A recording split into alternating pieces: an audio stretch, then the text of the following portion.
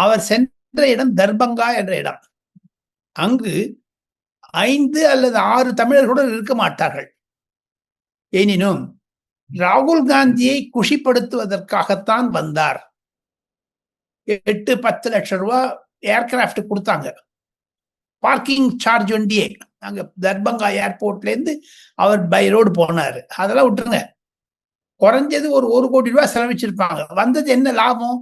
திமுகவிற்கு படு தோல்விதான் காரணம் அங்க டிரான்ஸ்லேட் பண்றது சரியில்லை. அங்க தமிழ்காரர் யாரோ ஒருத்தர் அந்த ஸ்பெஷல் பிளேன்ல இட்டுட்டு வந்தாங்க.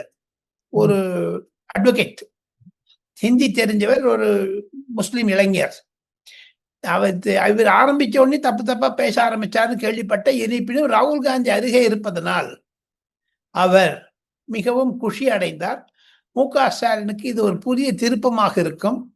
கருப்பு கொடி காண்பிப்பதாக இருந்தார்கள். ஆனால் அங்கு லோக்கல் இருக்கவங்கலாம் விட்டாங்க. எனினும் சனாதன தர்மத்தை பற்றி அவர்கள் கேள்வி கேட்டு ஆரம்பித்தார் என்றால் பேசியிருக்க முடியாது மு.க. ஸ்டாலினார்.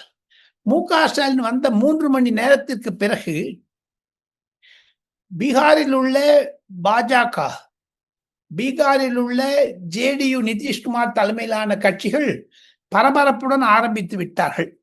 காரணம், மு.க. ஸ்டாலின் பீகாருக்கு வந்ததுனால தமிழ்நாட்டுக்கு என்ன லாபம் சொல்லுங்க? இந்திய அலையன்ஸ்ல ஒன்னா இருக்கான்னு காமிச்சுக்கலாம். ஆனா மம்தா பானர்ஜி ஏன் வரல?